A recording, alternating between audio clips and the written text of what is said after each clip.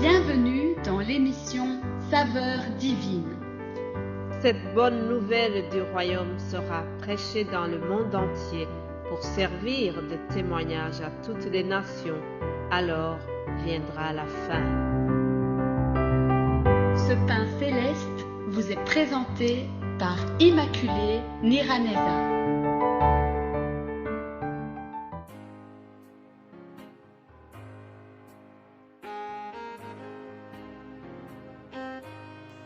Bienvenue très chers amis à l'écoute de l'émission Saveurs divines. Que la grâce de notre Seigneur soit avec vous. Je remercie Dieu qui me donne le souffle de vie aujourd'hui. Ensemble, nous allons continuer ce thème de la semaine. Aujourd'hui, le titre c'est « Revêtir l'homme nouveau en aimant ». Revêtir l'homme nouveau en aimant les autres. Mes bien-aimés de Dieu, l'amour est un signe distinctif de tous les chrétiens du monde. Voyons ce que l'apôtre Paul a dit aux Galates concernant cette notion. Galates 5, verset 13, il est écrit « Frères, vous avez été appelés à la liberté, seulement ne faites pas de cette liberté un prétexte de vivre selon la chair, mais rendez-vous par l'amour, serviteurs les uns des autres. » Je répète, rendez-vous par l'amour, serviteurs des uns et des autres. Car toute la loi est accomplie dans une seule parole, celle-ci. Tu aimeras ton prochain comme toi-même. Mais si vous vous mordez et vous dévorez les uns les autres, prenez garde que vous ne soyez détruits les uns par les autres. Voilà, je répète vraiment ce verset. Car toute la loi est accomplie dans une seule parole, celle-ci, tu aimeras ton prochain comme toi-même. Mais si vous vous mordez et vous dévorez les uns les autres, prenez garde que vous ne soyez détruits les uns par les autres. Voilà, Paul a rappelé ce commandement de s'aimer les uns les autres, l'amour de son prochain. Vous savez que le premier commandement nous demande d'aimer Dieu. Rien que Dieu seul, nous avons le devoir d'aimer Dieu par-dessus toute autre chose. Mais une autre loi qui lui est semblable, c'est que nous devons aimer notre prochain comme nous-mêmes. Alors Paul demande aux Galates de s'aimer les uns les autres. Cependant, il savait bien que aimer son prochain comme soi-même, c'est difficile. Que ce soit au temps de Paul ou au temps d'aujourd'hui, ça reste difficile, soyons honnêtes. Alors, le verset 15, il commence par ce petit mot qui dit « mais ». Comme s'il disait « puisque je sais que ça va être difficile pour vous, cependant, mais si vous vous mordez, si vous n'arrivez pas à vous aimer les uns les autres, à vous supporter les uns les autres, et qu'il vous arrive de vous mordre. Se mordre, c'est la même chose que se disputer, se quereller. Lorsque on se parle en élevant le ton, que ce soit entre des frères et sœurs ou entre les couples, il arrive que les gens se mordent. C'est tout à fait humain. Cependant, Paul nous dit, si ça vous arrive de vous mordre, il ajoute, faites attention, ne vous dévorez pas les uns les autres. Prenez garde que vous ne soyez pas détruits les uns les autres. Chers amis, lorsqu'on a revêtu l'homme nouveau, lorsqu'on est revêtu de Christ, normalement, on doit éviter de se mordre les uns les autres. Je sais que ce n'est pas toujours facile, mais nous devons dominer cette nature l'ancienne nature qui veut toujours revenir au galop et qui veut toujours nous pousser à nous dévorer les uns les autres. Évitons cela. Nous devons marcher selon l'esprit. Quelqu'un qui s'est débarrassé complètement du vieil homme. Rappelez-vous de notre verset de base, nous devons nous débarrasser du vieil homme.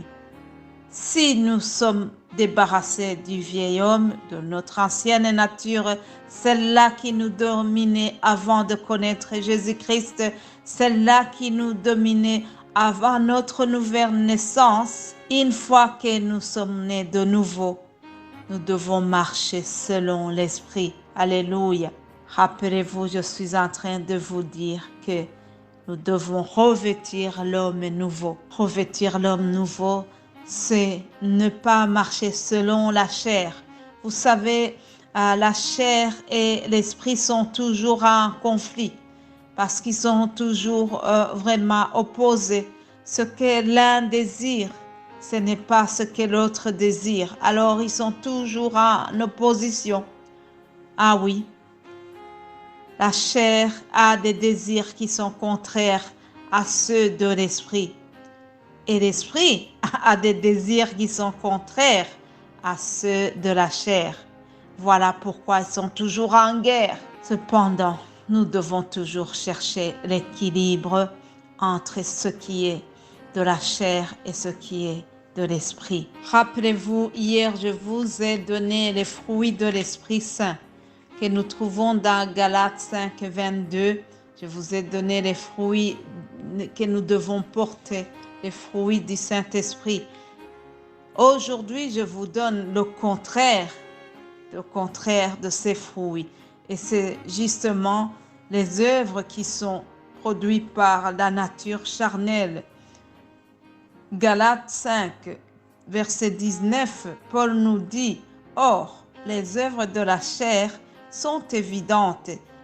Ce sont la débauche, l'impureté, le dérèglement, l'idolâtrie, la magie, les rivalités, les querelles, les jalousies, les animosités, les disputes, les divisions, les sectes, l'envie, l'ivrognerie, les excès de table et les choses semblables. » Voilà toute une série de choses qui sont produites par la chair, toute une série de choses qui sont différentes de ces fruits de l'esprit dont je vous ai parlé hier. Et Paul termine ce passage en disant, « Je vous dis d'avance, comme je l'ai déjà dit, que ceux qui commettent de telles choses, les choses que je viens d'énumérer, ceux qui commettent de telles choses n'hériteront point le royaume de Dieu. » Que Dieu nous aide, chers amis. Autrement dit, pour que nous puissions hériter du royaume de Dieu, nous devons éviter ces choses-là que je viens de citer. Je pense que c'est tellement clair. Il n'y a pas besoin de beaucoup de commentaires là-dessus. Et pour terminer, lisons aussi l'Évangile selon Jean, chapitre 14, au verset 15. C'est le Seigneur Jésus-Christ qui s'adresse à ses disciples en disant, « Si vous m'aimez, gardez mes commandements. Et moi, je prierai le Père et il vous donnera un autre consolateur, afin qu'il demeure éternellement avec vous. » Alléluia. L'esprit de vérité que le monde ne peut recevoir parce qu'il ne le voit point et ne le connaît point. Mais vous le connaissez car il demeure avec vous et il sera en vous. Alléluia.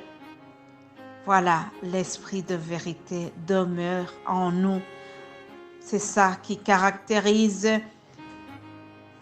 quelqu'un qui est revêtu de l'homme nouveau. C'est que l'esprit de vérité demeure en lui, l'esprit d'amour demeure en lui. Rappelez-vous que j'ai commencé en disant que revêtir l'homme nouveau, c'est aussi aimer plus. Voilà, chers amis, pour aujourd'hui. Que Dieu nous bénisse ensemble. Revêtons l'homme nouveau et continuez de garder l'amour des uns pour les autres. S'il nous arrive de nous chamailler, faisons attention de ne pas nous mordre, de ne pas aller loin. Il faut éviter de tomber dans des querelles interminables. En effet, c'est ainsi que nous allons revêtir l'homme nouveau en nous aimant les uns les autres. Que Dieu vous bénisse abondamment et je reprends demain par la grâce de Dieu. Amen.